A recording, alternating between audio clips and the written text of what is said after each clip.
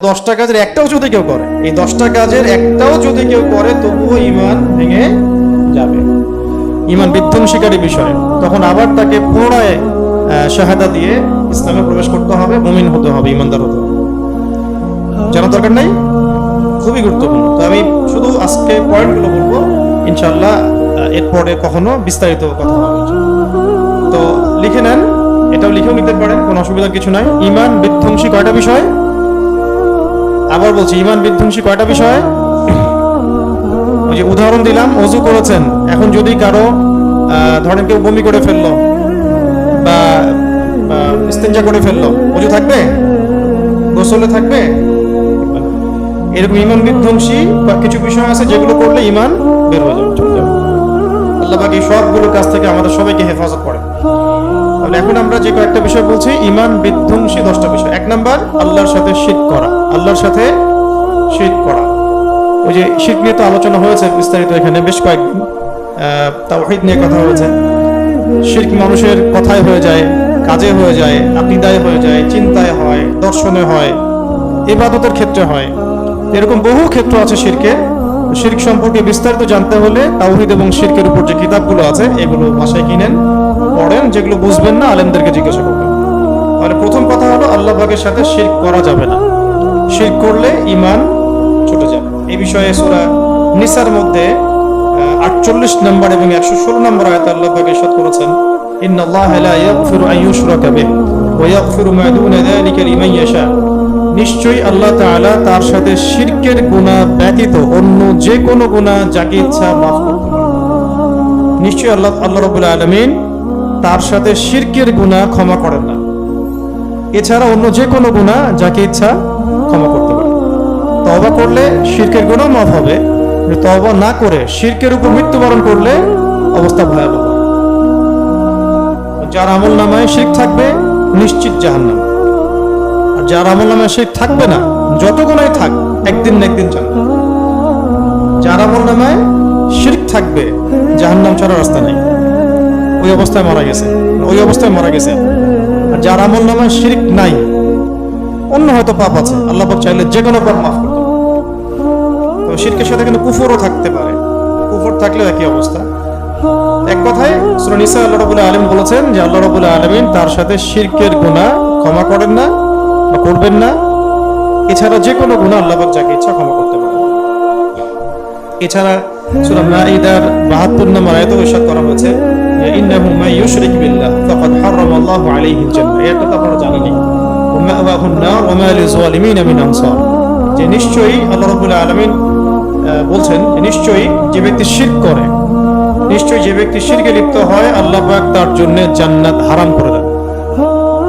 নিশ্চয়ই যে ব্যক্তি শিরকে লিপ্ত হয়, আল্লাহ পাক তার জন্য জান্নাতকে হারাম করে দেন এবং তার বসবাস করার স্থান হবে জাহান্নাম বা আগুন।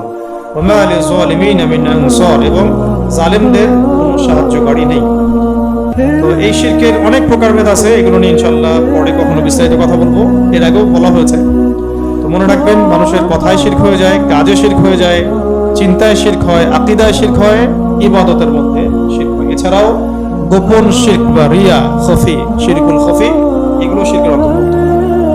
এটা হলো 1 নাম্বার, ঈমান বিধ্বংসী 10টা বিষয়। প্রথমটা হলো আল্লাহর সাথে শিরক করা। 2 নাম্বার, আল্লাহ এবং বান্দার মাঝে মধ্যস্থতাকারী স্থাপন করা। আল্লাহ এবং বান্দার মাঝে মধ্যস্থতাকারী স্থাপন করা। আবার বলছি যে আল্লাহ এবং তার বান্দার মাঝে ওই যে তৃতীয় কোনো পক্ষকে দাঁড় করানো।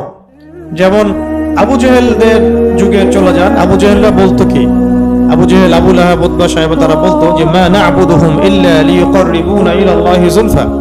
তাদেরকে প্রশ্ন করা হতো যে তোমরা লাত, উজ্জা, হবল, মানাত এগুলো মূর্তির পূজা কেন করো? তারা বলতো যে মা না'বুদুহুম ইল্লা লিয়ুকাররিবুনা ইলাল্লাহি যুলফা। আমরা তো শুধু এই জন্যই তাদের ইবাদত করি যে এই মূর্তিগুলো আমাদেরকে আল্লাহর কাছে পৌঁছায় দিবে, মানে এই মূর্তিগুলো আমাদেরকে আল্লাহ পর্যন্ত পৌঁছায় দিবে। এই যে মধ্যস্থতাকারী স্থাপন করা, এখনো বাংলাদেশের প্রেক্ষাপটে বহু কবর পূজারী, মাজার পূজারী এইভাবেই এই আকীদাই পোষণ করে না। একটা তো হলো শহীদরা সুপারিশ করবেন, আল্লাহর ওলিগণ সুপারিশ করবেন, নবীগণ সুপারিশ করবেন, মুহাম্মদ সাল্লাল্লাহু আলাইহি ওয়াসাল্লাম সুপারিশ করবেন, এইটা তো আল্লাহ রাব্বুল আলামিনের দেয়া ইখতিয়ারে করবে। আর কেউ যদি আকীদা পোষণ করে যে কবরে শায়িত ব্যক্তি আমাকে সন্তান দিতে পারে, আমার ভালো মন্দের মালিক, আমার কথা শুনে আমি দোয়া করলে আমার কথায় জবাব দিবে, তো মুশরিক। এই শিরকি আকীদা আর আবু জাহেলের আকীদার মধ্যে কোনো পার্থক্য নেই। বুঝতে পারছি? আল্লাহ এবং বান্দার মাঝখানে কোনো মধ্যস্থতাকারী রাখা যাবে না। শুধু আল্লাহ এবং বান্দার মাঝখানে আছে নবী সাল্লাল্লাহু আলাইহি ওয়াসাল্লাম এবং তার আদর্শ। এর মধ্য দিয়ে আল্লাহকে পাইতে হবে। সাহাবায়ে কেরামের আদর্শ, তাদের মধ্য দিয়ে আল্লাহকে পেতে হবে, এই হলো বিষয়। এবং আমাদের আকাবির আসলাফদের মানহাজ, এগুলো আমরা ফলো করব। তিন নম্বর হচ্ছে যারা মুশরিক বা কাফেরদেরকে কাফের মনে করে না, যারা মুশরিক বা কাফেরদেরকে কাফের মনে করে না বা তাদের কুফরিতে সন্দেহ পোষণ করে, তারাও ঈমান থেকে বের হয়ে যাবে। ধরেন কোন একজন ব্যক্তি, মুসলমান নামধারী একজন ব্যক্তি যদি মনে করে যে কাদিয়ানীরা আসলে কাফের না, এরকম যদি মনে করে, তাহলে সেও কাফের, সে ঈমান থেকে চলে গেছে। কেউ যদি এক কথায় কাফিরকে কাফির মনে না করে, মুশরিককে মুশরিক মনে না করে এবং এতে কোনো সন্দেহ পোষণ করে, তাহলে সেও কাফের। তিন নম্বর বিষয়। চার নম্বরে আসেন, এখন কঠিন লাগতেছে না ইসলাম? হ্যাঁ, এইভাবেই কঠোরভাবে ইসলাম পালন করতে হবে, এর নামই হচ্ছে ইসলাম। ঠিক আছে? 4 নাম্বার, আসলে কঠিন তো না, আমাদের সমাজে এটাকে এইভাবেই নরমালাইজ করা হয়েছে আর কি। এই কারণে আমাদের কাছে মনে হয় যে আমরা কি একটু বেশি কঠোর কথা বলতেছি। আসলে এটাই হচ্ছে ইসলাম। ইন্না দীন ইনদাল্লাহিল ইসলাম, এটাই ইসলাম। ইসলাম এমন না যে মানে আবর্জনার সাথে মিশে সেও একটা অস্তিত্ব রাখে, এমন কিছু। ইসলাম সবসময় আলো থেকে অন্ধকার আলাদা করে ফেলে, মানে অন্ধকার থেকে আলো আলাদা করে ফেলে, নাপাকি থেকে পাক আলাদা করে ফেলে। জগা খিচুড়ির কোনো জায়গা নাই ইসলামে। 4 নাম্বার হলো, এটা আরো কঠিন। এবার তো বলবেন যে বাংলাদেশে মুমিন আছে কয়জন? 4 নাম্বার হচ্ছে যারা বিশ্বাস করে যে অন্যের হেদায়াত বা অন্যের দেখানো পথ নবী সাল্লাল্লাহু আলাইহি ওয়াসাল্লামের পথের চাইতেও উত্তম, এবং যারা মনে করে যে আল্লাহ এবং তার রাসূলের বিচার বা হুকুম, আল্লাহ এবং তার রাসূলের বিচার বা হুকুম অপেক্ষা তাদের বিচার বা হুকুম উত্তম, তাহলে তারা কাফের হয়ে যাবে, ঈমান থেকে বের হবে। কি এরকম লোক নাই? যারা মনে করে যে আল্লাহ এবং তার রাসূলের যে হেদায়েত, এর চাইতে তাদের দেখানো পথ উত্তম, এরকম মানুষ নাই? সাংস্কৃতিক অঙ্গনে যান, শিক্ষা অঙ্গনে যান, রাজনীতির মধ্যে যান, অর্থনীতির মধ্যে যান, হ্যাঁ, আর ওই যে ফিলোসফিক্যাল থটস যেগুলো বাংলাদেশে আছে ওগুলোর মধ্যে যান, দেখেন তাদের আকীদা, দর্শন, কথাবার্তার ধরনগুলো দেখেন। ঠিক আছে? কিন্তু আমি একটা বিষয় আশ্চর্য হই যে এত স্পষ্ট কুফরি করার পরও তাদেরকে কাফের বলতে মিম্বরগুলো থেকে খুব ভয় আসে কেন? মিম্বরের যারা আমানত রক্ষা করেন তারা কেন জানি বলতে চান না যে আসলে এটা কুফরি, বা দিন শেষে তাদের সাথেই ধন্যা দেন, তাদের সাথেই লিয়াজু করেন, আতাত পড়েন। এই জিনিসটা আমার বুঝে আসে না। আপনাদের বুঝে আসলে আমাকে বুঝায়েন, সমস্যা নেই। এখানে স্পষ্ট কথা, কেউ যদি আল্লাহ এবং তার রাসূলের বিধানের চাইতে বা দেখানো পথের চাইতে, হেদায়েতের চাইতে নিজেদের দর্শনটাকে বা নিজেদের দেখানো পথকে বেটার মনে করে, শ্রেষ্ঠ মনে করে, তাহলে সেটা ঈমান বিধ্বংসী বিষয়, বের হয়ে যাবে ইসলাম থেকে। আচ্ছা, যেমন এখানে এক্সাম্পল হিসেবে বলা হয়েছে যে ওই সমস্ত লোক, যেমন উদাহরণস্বরূপ ওই সমস্ত লোক যারা তাগুতের মানে আল্লাহ দ্রোহী শক্তির বিধানকে রাসূলুল্লাহ সাল্লাল্লাহু আলাইহি ওয়াসাল্লামের বিধানের উপর প্রাধান্য দেয়, এক্সাম্পল দিয়ে দেওয়া হয়েছে। ওই সমস্ত লোকেরাও এর অন্তর্ভুক্ত যারা মানব রচিত বিধান বা মতবাদকে ইসলামী বিধানের উপর প্রাধান্য দেয়। এখন যত সেকুলার রাষ্ট্র আছে, ডেমোক্রেটিক রাষ্ট্র আছে, কমিউনিস্ট রাষ্ট্র বা ন্যাশনালিজমে যারা বিশ্বাসী, তাদের আইন কানুন, বিচার, সংবিধান, এগুলো কি প্রমাণ? কঠিন হয়ে গেল। এখন তারাও তো দায় ডুবি নিয়ে ঘোরাফেরা করে, এরকম ওই সিস্টেমের মধ্যে ঢুকিয়ে আবার ইসলামে কায়েম করার চেষ্টা করতেছে। তাহলে মুশকিল। আল্লাহ আমাদেরকে সঠিক বুঝদান করে। যতদিন ধরে আমরা এই চেষ্টাটা করছি তার চেয়ে আমার মনে হয় যে অর্ধেক সময় যদি আমরা হকার বাতিল স্পষ্ট করতাম, তাহলে জেনারেশন তৈরি হতো যারা নিজেরাই বলতো যে আমরা এসব বাতিলপন্থী কোনো কিছু চাই না। আমরা প্রায় 50 বছর নষ্ট করেছি, প্রায় 50 বছর।